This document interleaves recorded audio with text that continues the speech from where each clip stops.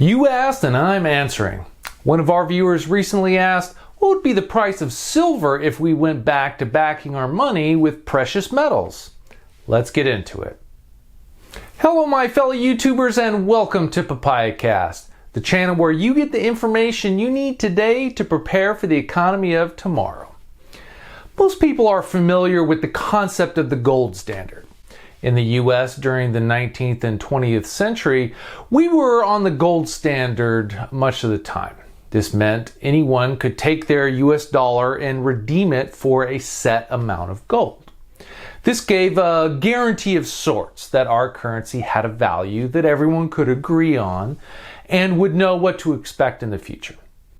In 1971, we went off the gold standard, and since then our currency has been backed essentially by faith in the currency. Gold standards of one form or another have been around for thousands of years. Something that is less common would be a silver standard, although there have been times throughout history when it has been done.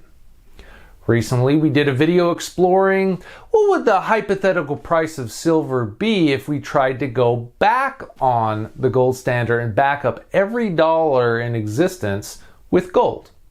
In that video, we found that the price of gold would have to reach about $73,000. This led one of our viewers to ask, what would the price of silver be if we were in that scenario? Which I have to admit was kind of an interesting question. So we did the research to find out.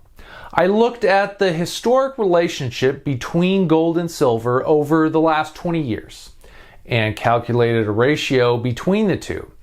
You can see from this chart that the relationship between gold and silver has changed over time and is generally headed higher over the last 20 years. Currently, it takes about 73 ounces of silver to equal 1 ounce of gold.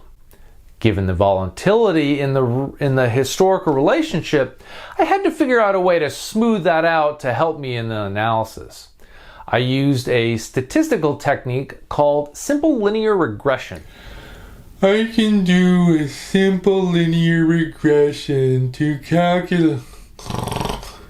Jesus, guy's boring. Hey, I gotta deal with Mr. Papaya. If we get 100 subscribers on this channel, I can start doing some videos. So, give it a thumbs up, leave comments below, subscribe, hit the notification bell, share on social media, do all that stuff so we can grow and get papayas out and watermelons in. Let's do it.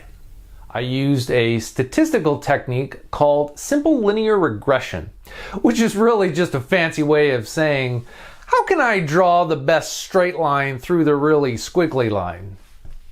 The straight line then shows me the basic underlying trend in the historic volatility, and then I have a ratio I feel a bit better about using in calculating our silver standard price. With our silver to gold ratio in hand, I can take the new gold standard price that I calculated in my last video, apply our new ratio, and voila! We have a silver standard price of $941. Compare that to our current market price of silver of $24.83, and something tells me we won't be using any precious metals to back up our currency anytime soon.